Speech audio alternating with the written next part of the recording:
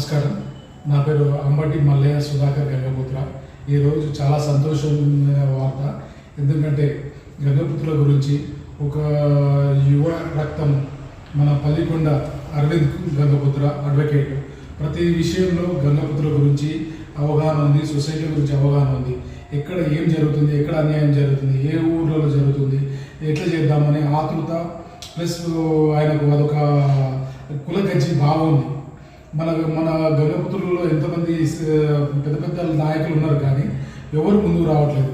ప్రతి విషయం హైకోర్టు కానీ సుప్రీంకోర్టులో కానీ ఏం జరుగుతుంది అనే ఆలోచన తెలుసుకోవాలనే ఉద్దేశం ఇవన్నీ ఉండడం వల్ల ఈరోజు 2-3 రోజుల నుంచి హైకోర్టులో ముద్రాజులది మన గంగపుత్ర దాంట్లో చేపల వృత్తిలో చేరాలని ఎన్నో సంవత్సరాల నుంచి ప్రయత్నం చేస్తున్నారు. ఆ విషయం ఎవరు తెలియదు. అయితే మొన్న నుంచి వాట్సాప్లో పెట్టేసి హైకోర్టులో ఈరోజు కేసు ఉంది, 26 తారీఖు 2:30కు హైకోర్టులో ఉంది. కాబట్టి ప్రతి ఒక్క గంగపుత్రులకు అవగాహన చేయాలి, మేలుకొల్పాలి, తెలవాలని ఆతృతతో ఇవాళ మెసేజ్ పెట్టడం వల్ల అందరు తెలిసింది. అయితే కొంతమంది దుర్మార్గులు అనవచ్చు, మన గంగపుత్ర ద్రోహులు అనవచ్చు, చేసేది ఏం లేదు. బట్ మన గంగపుత్రులకు మనం ఎంకరేజ్ చేయాలి.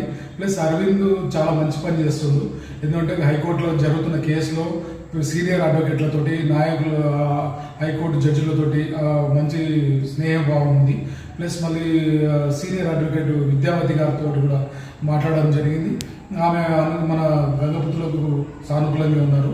ప్లస్ ఇలా ఏంటంటే హైకోర్టు జడ్జి గారు 4 రోజుల్లో ఆర్డర్ పాస్ చేసి ప్లస్ మళ్ళీ 4 పెద్ద కమిటీ వేసి ఎవరి వృత్తి ఏంటిది అనే దాని మీద క్షుణ్ణంగా పరిశీలించి ఎవరి హక్కులు వాళ్ళకే ఇవ్వాలని, గంగపుత్రులకే ఇవ్వాలని మేము ఆశిస్తున్నాము.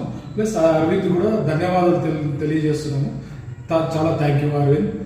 మా ప్రదేశ్ గంగపుత్ర సంఘం నుంచి నా పర్సనల్గా ధన్యవాదాలు. జై గంగపుత్ర. జై గంగపుత్ర. జై జై గంగపుత్ర.